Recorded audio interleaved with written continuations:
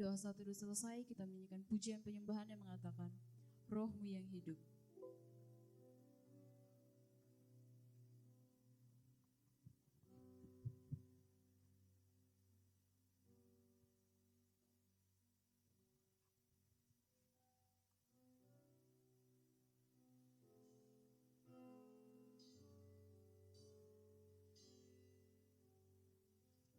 Roh-Mu yang hidup penuhiku, mengalir dalamku.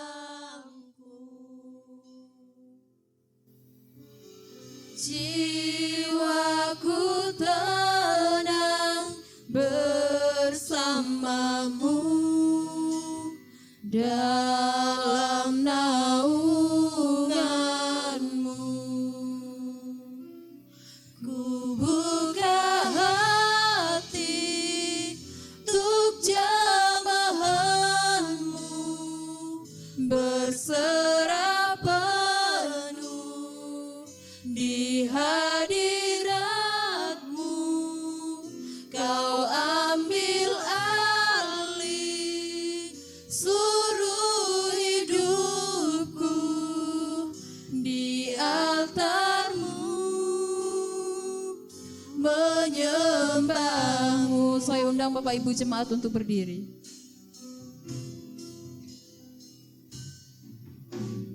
Roh-Mu yang kudus, pulihkanku. Engkaulah damaiku. Ku hidup oleh anugerah-Mu yang menyertaiku. Buka hati untuk jamahanmu, berserah penuh di hadiratmu. Kau ambil alih seluruh hidupku di altarmu, menyembahmu. Ku buka hati Untuk jamahanmu, berserah penuh di hadiratmu. Kau ambil alih seluruh hidupku di altarmu, menyembahmu. Kami datang Tuhan, kami datang bawa hadirat kami dalam-Mu. Kami naikkan syukur kami Tuhan, bersyukur karena Engkau sangat baik dalam kehidupan kami. Mari kita naikkan semua syukur kita di hadapan Tuhan.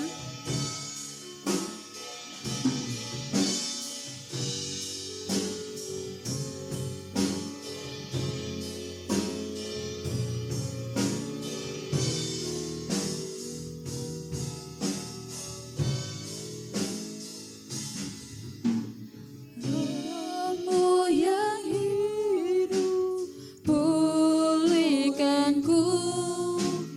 Engkaulah damaiku. Ku hidup oleh anugerah-Mu yang menyertaiku.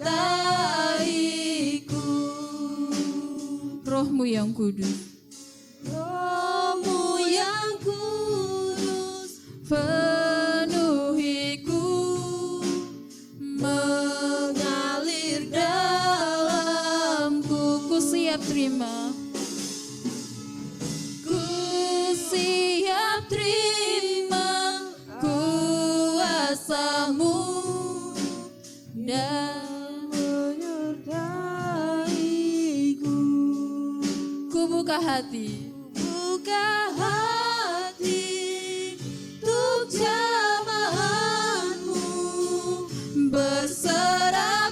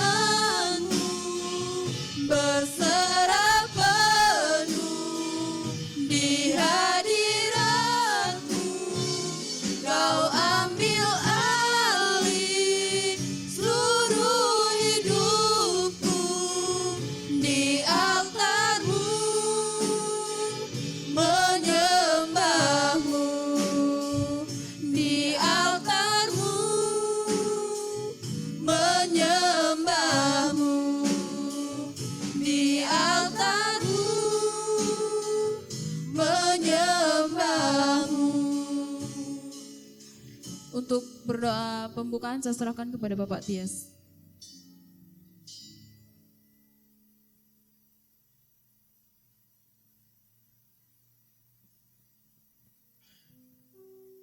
Bapa kami yang di surga, satu rasa syukur yang boleh kami naikkan di hadapan Tuhan ketika kami masih bisa berada di tempat ini. Dan kami bersyukur satu kesempatan ibadah yang boleh kami alami saat pagi hari. Biarlah Engkau ada bersama-sama dengan kami, melawat setiap pujian yang kami naikkan di hadapan Tuhan. Dan rangkaian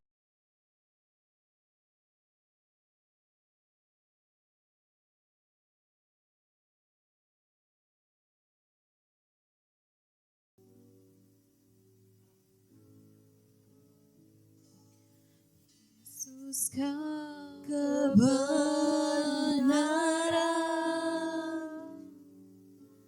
yang menyelamatkanku, kau memberikanku hidup dan pengharapan.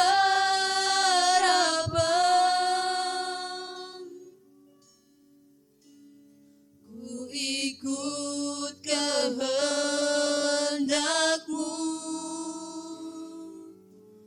ku perlu anugerah-Mu, ku nyatakan janjiku kepadamu.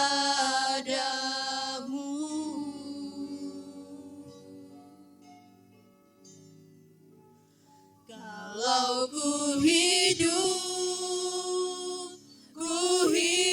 bagi-Mu, hatiku tetap menyembah-Mu. Dunia tak bisa menjauhkanku dari kasih-Mu.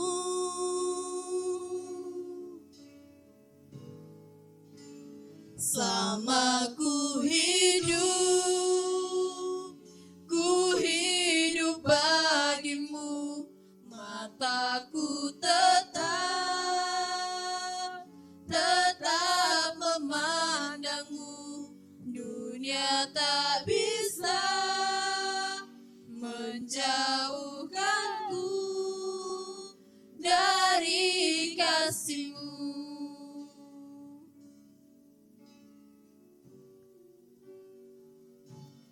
Yesus kau kebenaran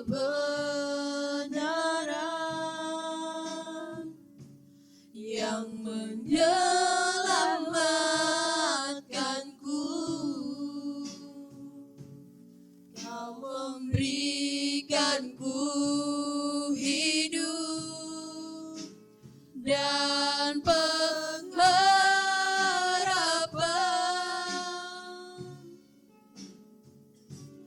Ku ikut kehendak-Mu,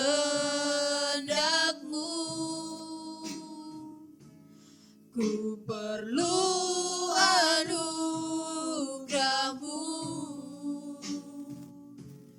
ku nyatakan janjiku kepadamu.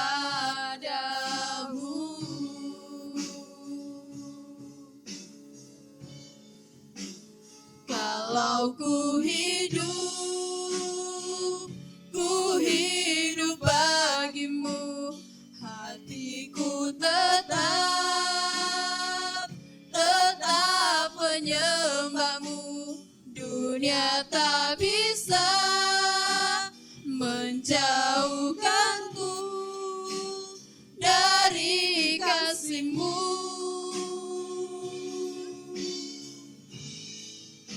Selama ku hidup bagi-Mu, mataku tetap memandang-Mu. Dunia tak bisa menjauhkanku dari kasih-Mu.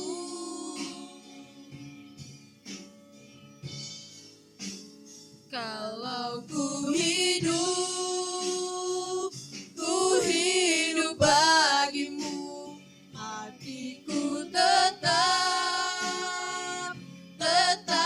memandangmu. Dunia tak bisa menjauhkanku dari kasih-Mu.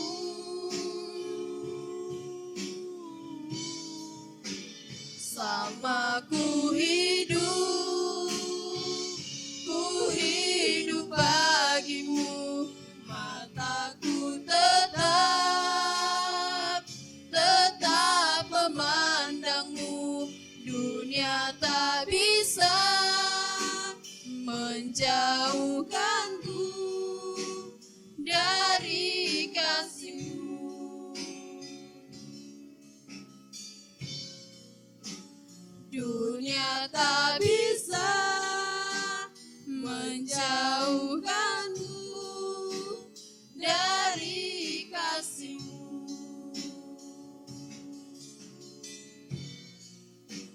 Dunia tak bisa menjauhkanmu Dari kasih-Mu. Firman Tuhan saya serahkan kepada hamba-Nya.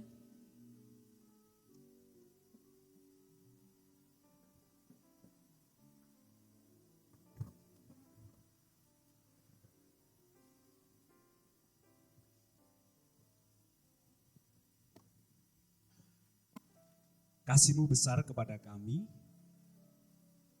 penyertaan-Mu sempurna di dalam kehidupan kami. Tiada sesuatu pun yang sanggup memisahkan kami dari kasih-Mu yang ajaib. Dari tahun ke tahun Engkau telah menolong kami, dan pada pagi hari ini kami mengucap syukur. Engkau telah menghimpunkan kami di tempat kudus-Mu ini untuk beribadah kepada Tuhan.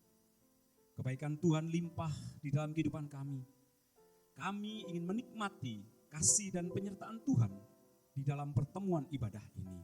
Kami sangat bersyukur untuk kehadiran Tuhan yang nyata di dalam kehidupan kami, juga di dalam pertemuan ibadah di pagi hari ini. Sucikan kami semua untuk mendengarkan firman Tuhan, supaya hidup kami berpadanan dengan kehendak Engkau. Berkatilah hamba-Mu yang akan menyampaikan firman-Mu, dan berkatilah jemaat Tuhan, supaya kami yang berbicara maupun yang mendengarkannya, semuanya memperoleh pengenalan akan Tuhan. Di dalam nama Tuhan Yesus kami berdoa. Amin. Silakan duduk Bapak Ibu.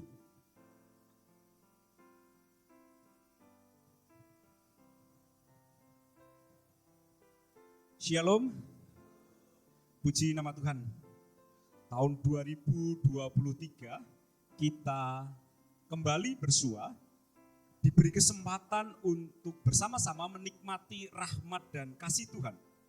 Teristimewa pada bulan April ini adalah hari yang besar di dalam perayaan gerejawi kita, yaitu Paskah. Bapak Ibu yang dikasihi oleh Tuhan, mungkin masih ada yang ingat tema besar dari Paskah nasional kita. Mungkin ada yang buka-buka internet kemudian tahu, oh inilah tema besarnya. Ada yang pernah buka-buka kemudian ketemu tema besarnya? Halo? Ya, tidak ada ya. Gak apa-apa. Saya akan membawakan ini tema besar yang sudah dituliskan oleh PGI yang saya ambil. Kemudian judulnya saya ganti menjadi iman yang hidup. Bapak Ibu yang dikasihi oleh Tuhan, tahun 2023 ini menjadi tahun yang istimewa dalam perayaan Paskah. Saya melihat di mana-mana, yang saya lihat itu dari status-status bahwa semuanya itu semangat untuk merayakan Paskah. Suasananya itu agak berbeda dengan tahun-tahun sebelumnya. Nah, itu yang akan kita bahas di pagi hari ini dengan tema iman yang hidup. Nah, sebelumnya mari kita membaca dulu bagian firman Tuhan yang berbicara tentang iman yang hidup, yaitu dari Yakobus bab 2 atau pasal 2 ayat yang ke-7. Dikatakan demikian, Yakobus 2 ayat 17. Demikian juga halnya dengan iman. Jika iman itu tidak disertai perbuatan, maka iman itu pada hakikatnya adalah mati. Nah Bapak Ibu yang dikasihi oleh Tuhan, tahun 2023 itu juga momentum bagi sebuah pelayanan yang besar di Indonesia yang bernama Lembaga Alkitab Indonesia. Ada yang tahu momentum besarnya apa Bapak Ibu? Tahun 2023. Momentum besar dari sebuah pelayanan yang memberkati banyak gereja, memberkati banyak orang-orang karena dia secara khusus menerjemahkan Alkitab. Nama lembaganya apa Bapak Ibu? Lembaga Alkitab Indonesia. Nah tahun 2023 Lembaga Alkitab Indonesia meluncurkan terjemahan Alkitab baru.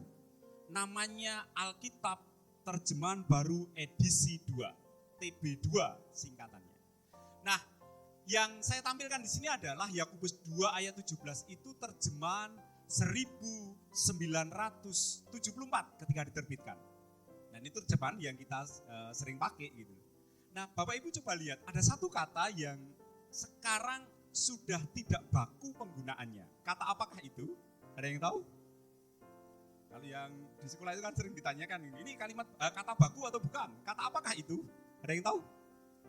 Sekarang penggunaannya dalam tata bahasa yang baru tidak baku lagi, yaitu kata halo. Atau sudah lupa ini karena liburan sekolahnya dilupakan.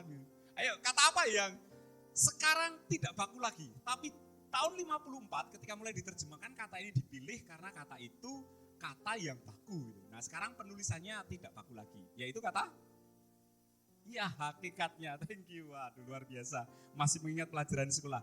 Nah sekarang ini tidak ditulis hakikatnya tapi pakai i, hakikatnya. Nah Bapak Ibu yang dikasihi oleh Tuhan, saya mendorong setiap kita beli Alkitab TB2. Nah itu ada simbolnya seperti ini Bapak Ibu. Alkitab TB2, silahkan Bapak Ibu, Saudara beli. Kemudian membaca dalam bahasa yang menjadi tata bahasa Indonesia sekarang ini. Jadi cukup banyak kata-kata yang dirubah karena memang maknanya sudah bergeser. Karena itu dikembalikan lagi supaya kita tidak keliru memaknai. Tetapi kalau kita mau buka-buka kamus ya kita pasti tahu maknanya apa gitu. Tetapi kan kadang-kadang kata yang sering dipakai itu sudah bergeser maknanya. Nah saya mendorong Bapak Ibu terutama untuk para pengkhotbah di sini, ada minta maaf ini Pak Pendeta Petrus ya bergeser. Mulai beli Alkitab TB2, kemudian siapa lagi para pengkhotbah ya.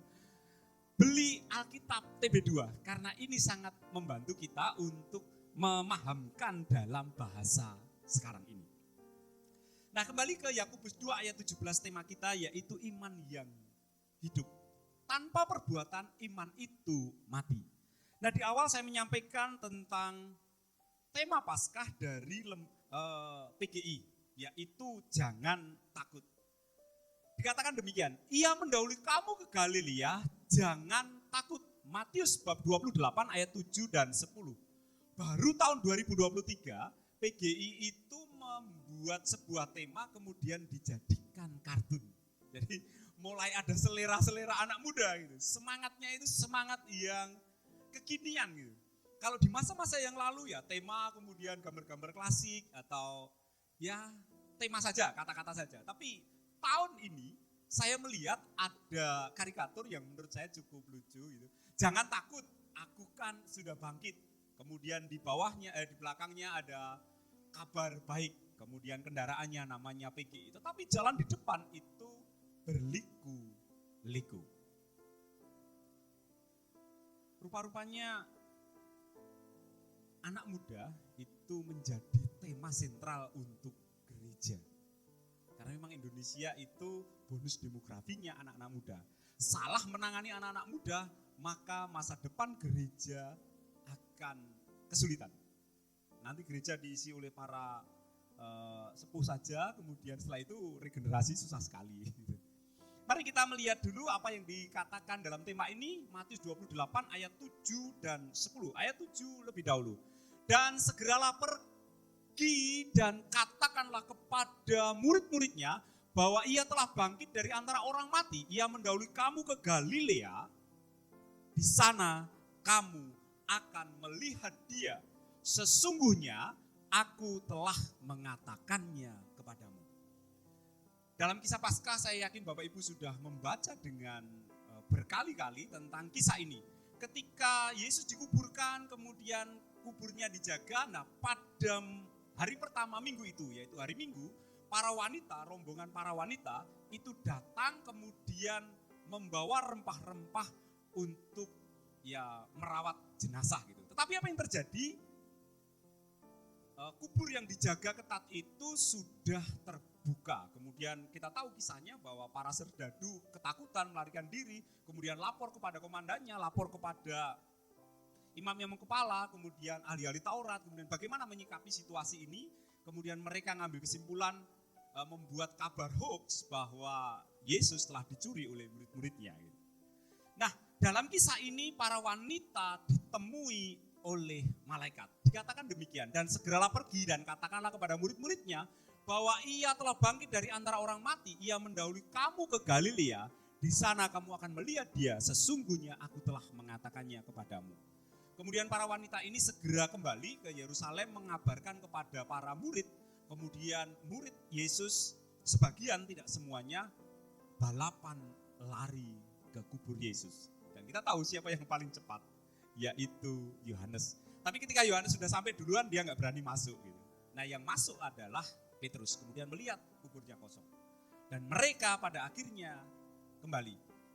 Di kisah ini ketika kita membaca di Yohanes, kita akan melihat bahwa satu-satunya orang yang percaya hanya Yohanes bahwa Yesus telah bangkit.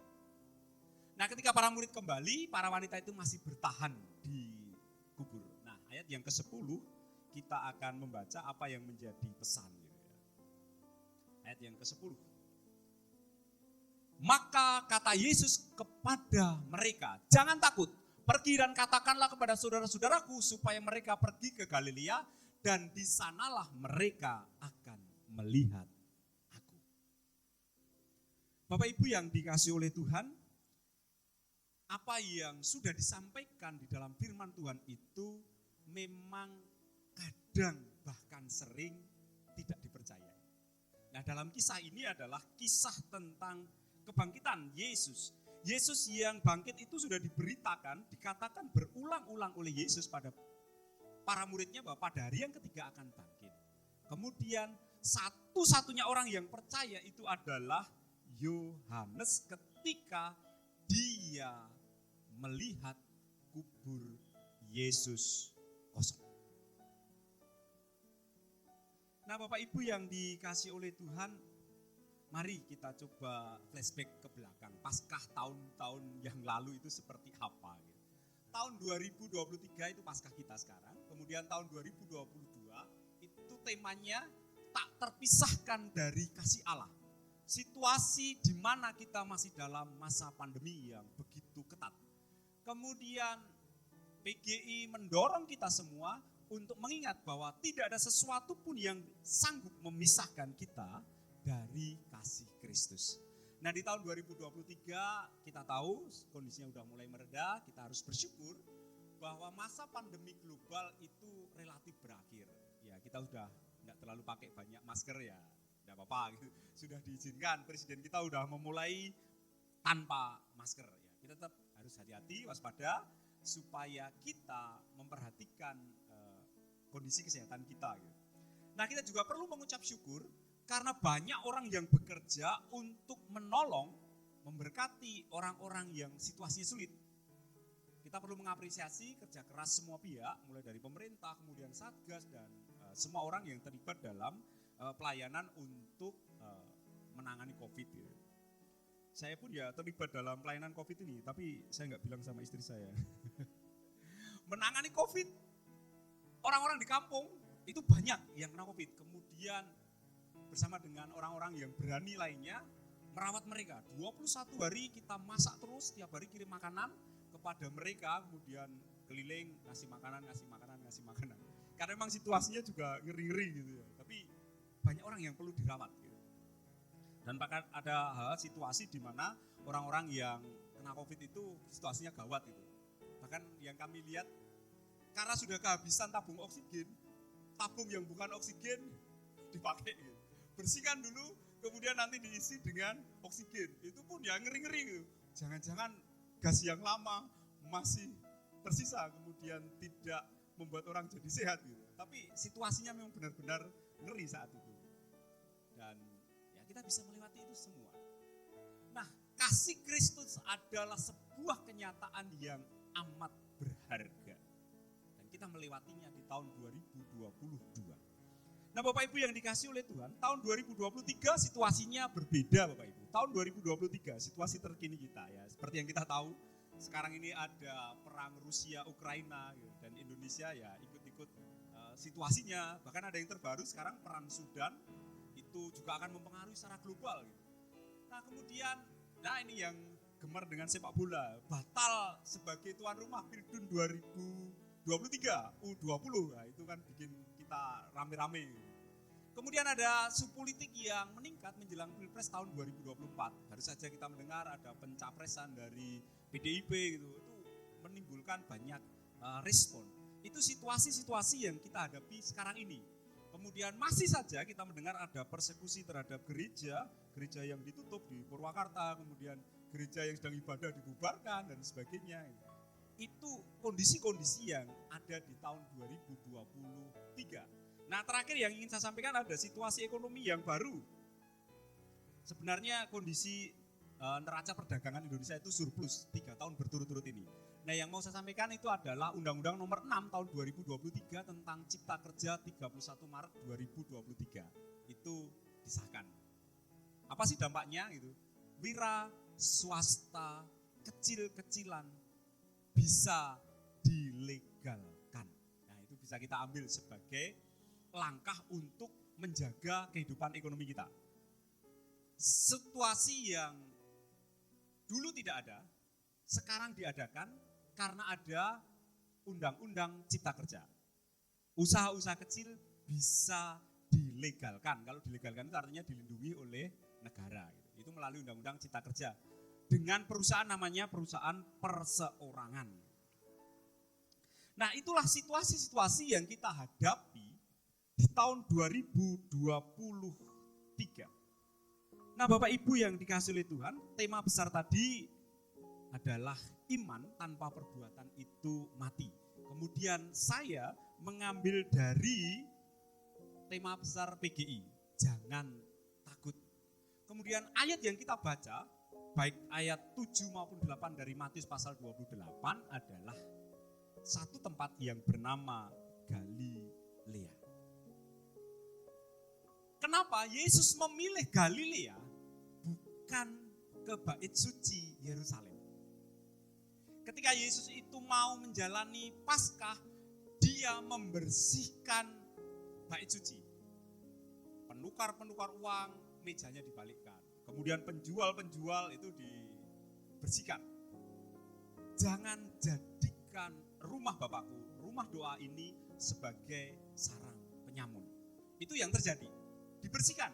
Jadi bait suci Yerusalem tetap dihargai oleh Yesus sebagai tempat di mana hadirat Allah ada. Tapi kenapa Yesus memilih Galilea? Jangan takut. Saya akan ketemu dengan para murid di Galilea. Saya sudah mendahului ke Galilea. Kenapa tidak dipilih Yerusalem? Nah, coba kita lihat tempat yang bernama Galilea. Galilea itu adalah daerah yang dihuni orang Israel bersama para goyim, bangsa-bangsa yang tak bersunat. Istilah goyim itu dalam percakapan Kristen kita ini jarang. Ini istilah yang saya tahu karena debat-debat lintas agama di YouTube itu.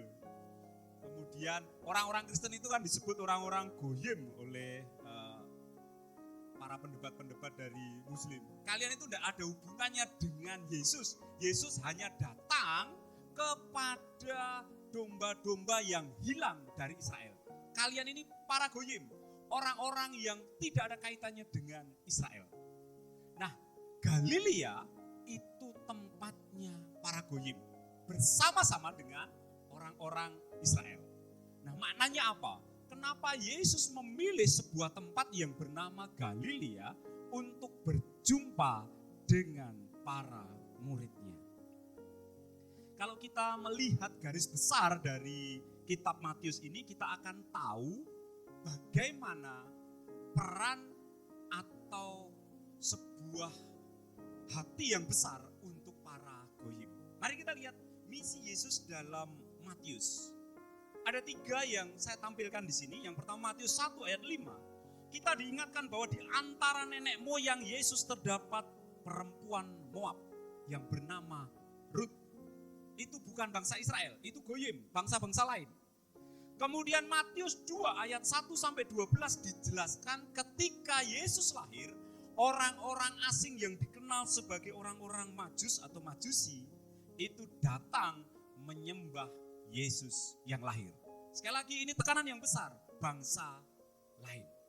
Kemudian di Matius 28 ayat 19, setelah Yesus bangkit, Yesus memberikan perintah untuk mengabarkan kabar baik, mengabarkan Injil kepada siapa? Kepada segala suku dan bangsa. Inilah para goyim. Bapak Ibu yang dikasihi oleh Tuhan, Kristus yang bangkit mendahului kita ke Galilea untuk mengajak kita melihat ulang hidup dan misi gereja dalam terang kebangkitannya. Tragedi politik seperti yang dialaminya, bencana kemanusiaan dan bencana alam, niscaya akan terus berulang dari zaman ke zaman. Namun, sekali lagi kita diajak untuk kembali ke Galilea. Yang mengingatkan kita bahwa visi awal yang menggerakkan gereja untuk bersaksi dan menghadirkan kabar baiknya dalam berbagai situasi yang terjadi. Entah itu bayang-bayang resesi, entah itu memanasnya suhu politik di tanah air, ataupun bencana-bencana alam yang mungkin masih akan melanda silih berganti. Oleh karena itu izinkanlah Kristus hadir dan mendahului kita dengan menunjukkan jalan melalui kebangkitannya sesudah kematian. Yesus telah memberikan panduan yang jelas bagi kita untuk menemukan orientasi baru, menjadi gereja dan pribadi-pribadi yang terus berupaya menguak ruang bagi yang lain, bagi para goyim, bagi orang-orang yang belum mendengar kasih Kristus. Kita tak perlu takut karena Dia yang bangkit senantiasa hadir dan mendahului kita menuju Galilea.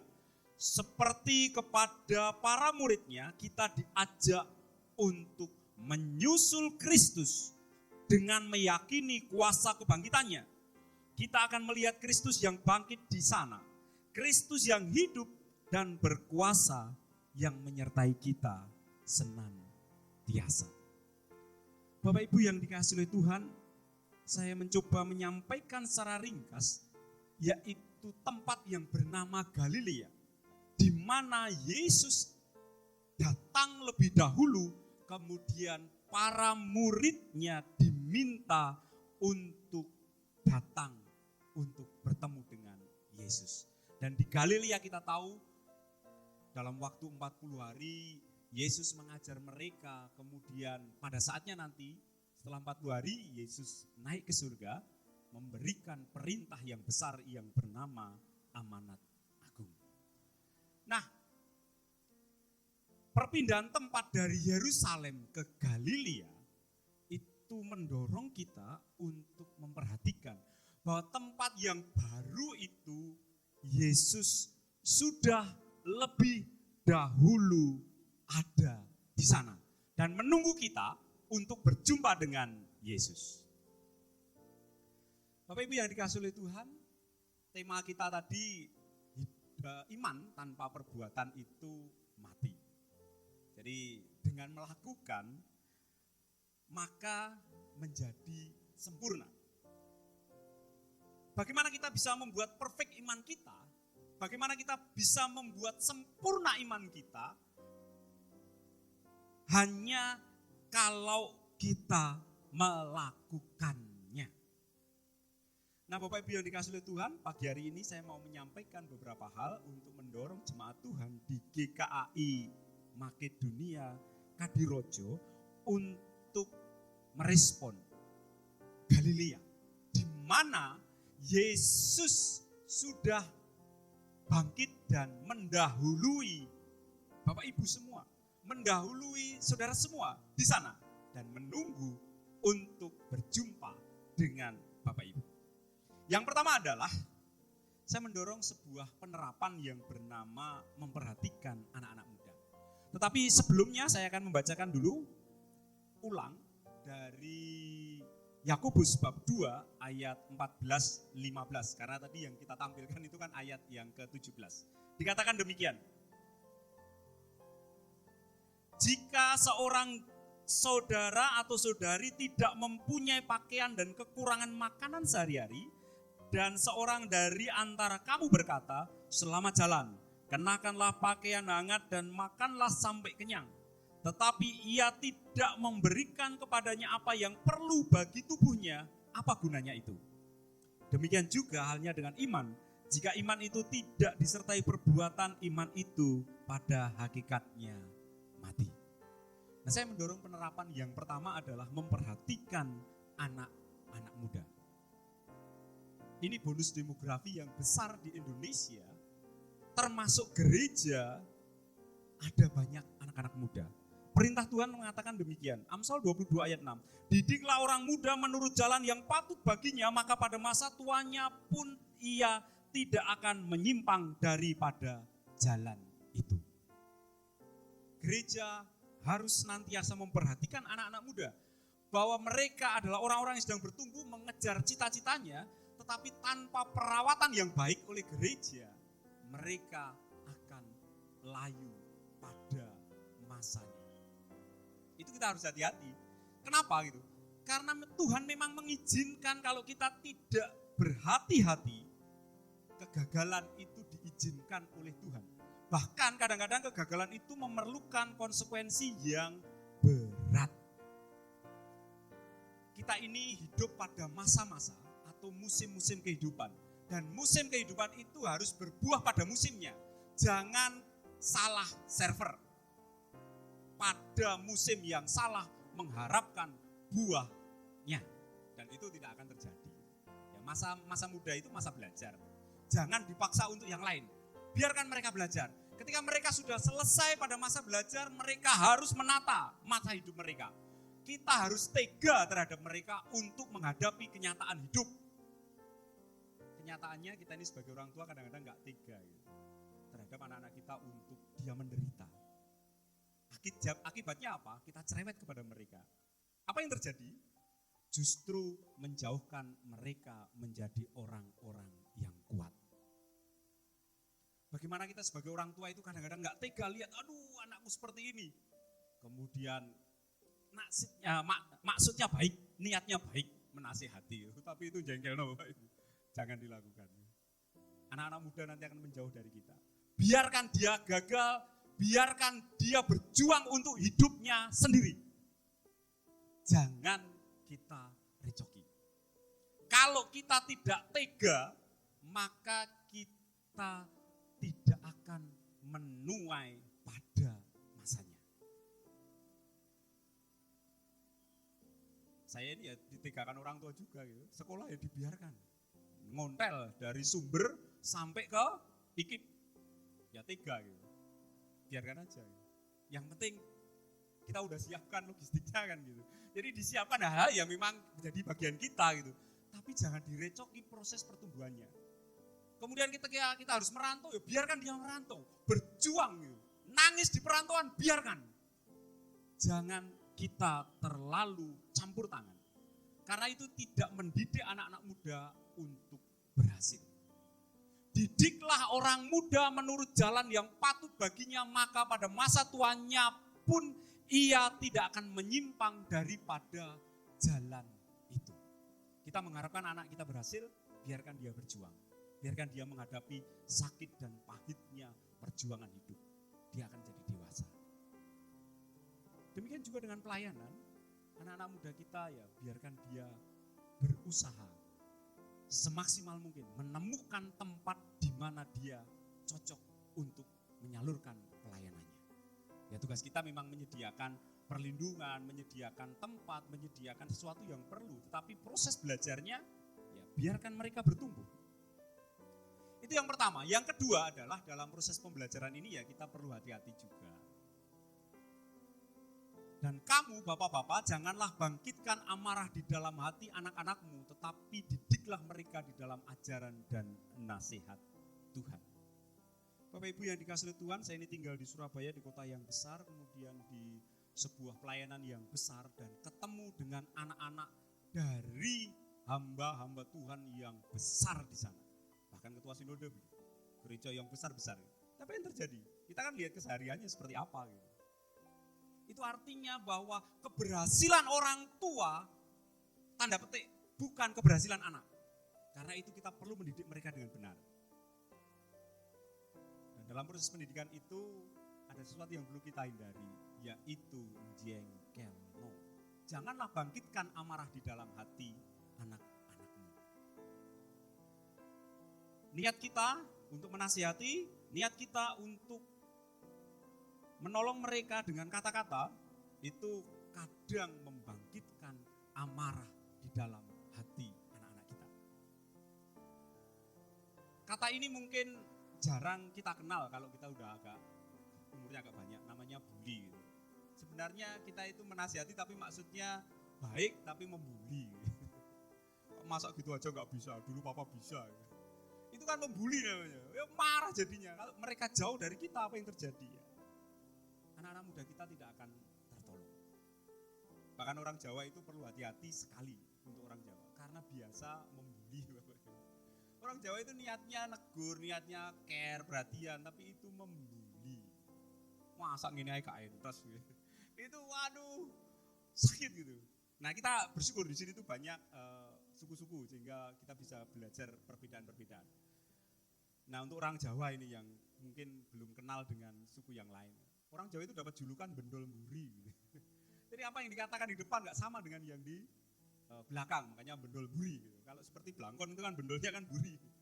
Itu sindiran untuk orang Jawa yang selalu tidak sama antara yang dikatakan dengan yang disampaikan.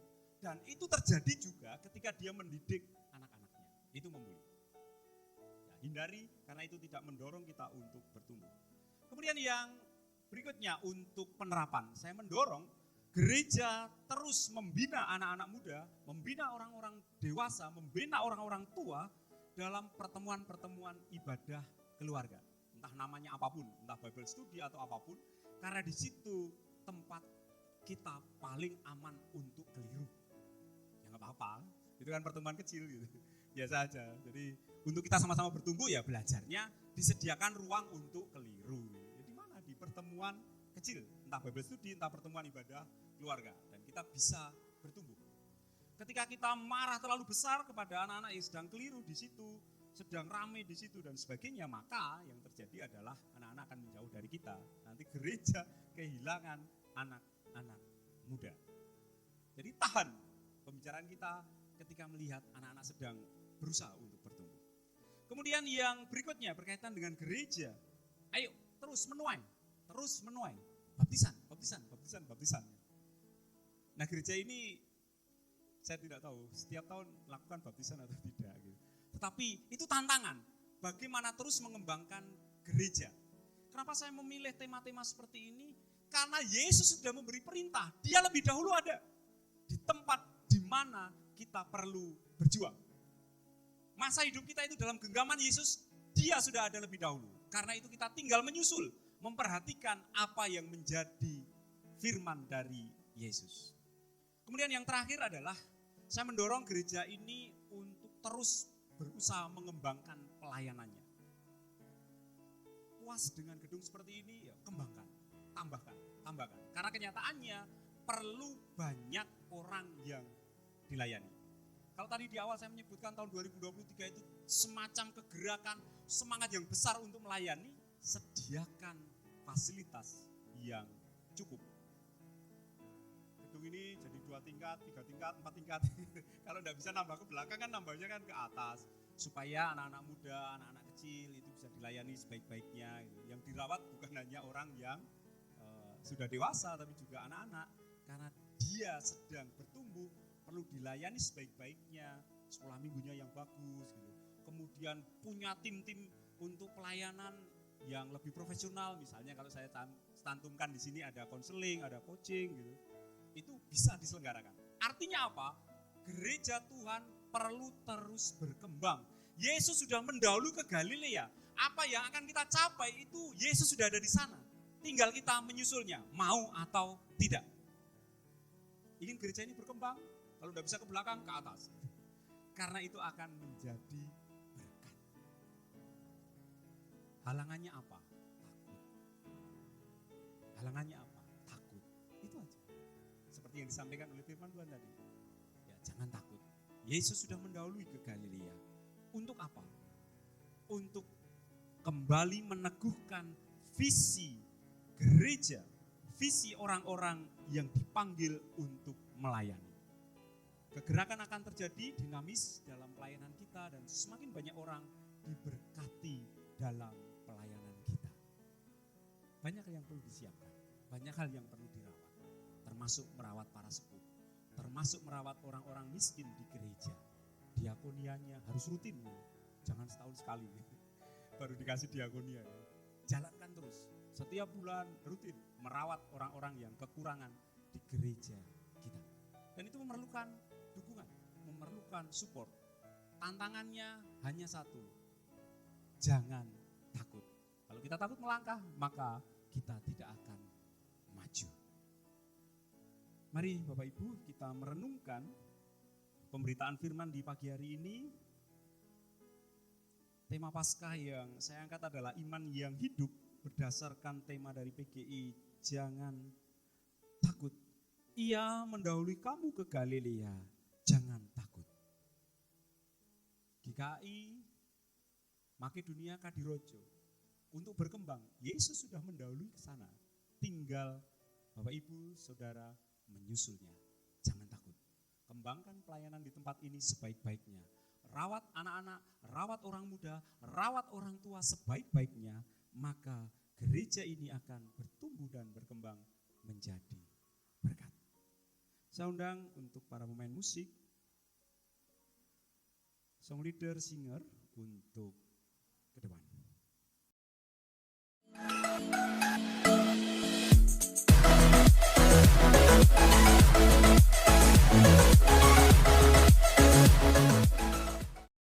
Shalom Jemaat GKI Makedonia Kadirojo. Salam sejahtera bagi kita semua. Kiranya hari ini berkat melimpah atas hidup kita di dalam kasih dan anugerah Tuhan Yesus Kristus. Di hari Minggu yang berbahagia ini, kami ingin menyapa saudara-saudara yang baru pertama kali menghadiri ibadah di GKI Makedonia Kadirojo. Kiranya minggu depan dapat kembali beribadah bersama-sama dengan kami. Selamat datang dan selamat bergabung.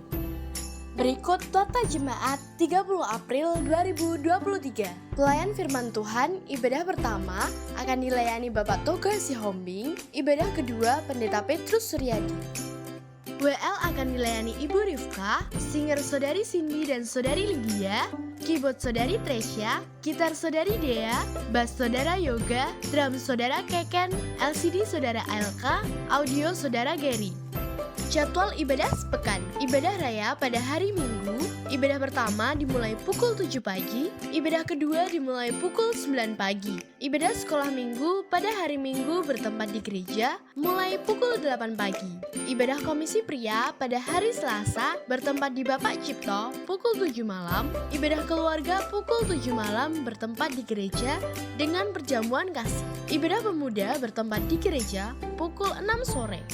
Berikut laporan keuangan Minggu 16 April 2023. Persembahan sebanyak Rp531, perpuluhan oleh NN Rp500.000, Rp150.000, dengan total Rp1.181.000. Persembahan ulang tahun gereja sebanyak Rp351.000, persembahan Natal dan Paskah sebanyak Rp265.000. Demikian nota jemaat minggu ini. Sampai jumpa minggu depan. Selamat dari Minggu. Tuhan Yesus memberkati.